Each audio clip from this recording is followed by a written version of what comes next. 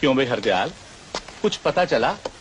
कोई गेहूं के दाम लगाने आएगा या नहीं? अरे पूरे 5 दिन हो गए सुनते सुनते कि इंस्पेक्टर साहब आ रहे हैं, इंस्पेक्टर साहब आ रहे हैं, लेकिन अभी तक तो पहुंचे नहीं। ऐसा लगता है जैसे अनाज पैदा करके हमने कोई बहुत बड़ा पाप किया है। मुझे तो पता चला है कि इंस्पेक्टर साहब यहीं कहीं मंडी में हैं। मंडी छोड़कर जाएंगे कहाँ?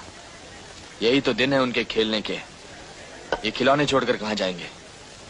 नमस्ते नंबर साहब। 125 लिख दे। इंस्पेक्टर साहब नमस्ते। 35 नंबर। 126 रुपए 50 पैसे लिख दे। हाँ जी। और ये लाल झंडी ठाकुर साहब की है जी। हाँ, क्या गेहूं है? ठाकुर साहब का है जी। 182 लिख दे, जल्दी से जल्दी 182 लिख दे। साहब, हमने ऐसा क्या गुनाह किया है जो हमें सरकार का पूरा भाव नहीं मिलता? तुम्हारा गुनाह ये है कि तुम किसान हो। लेकिन चले आते हैं, बहुत ज्यादा चाहिए।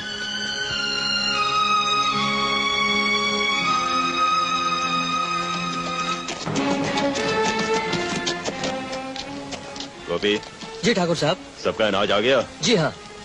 जब अनाज तुल जाए तो आधा हिस्सा बतौर ब्याज हमारे गोदाम में पहुंचा देना। आप चिंता मत कीजिए ठाकुर साहब, सारे व्यापारी यहाँ बैठे हुए हैं, आपका ब्याज सबसे पहले कटेगा।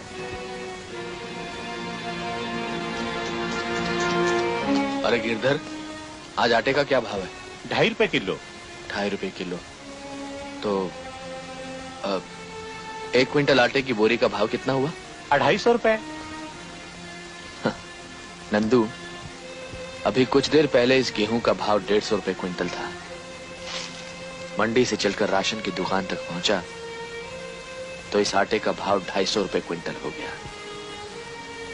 जिस दिन ये 100 रुपए की पिसाई हमारी समझ में आ गई, उस दिन हमारे दिन बदल जाएंगे।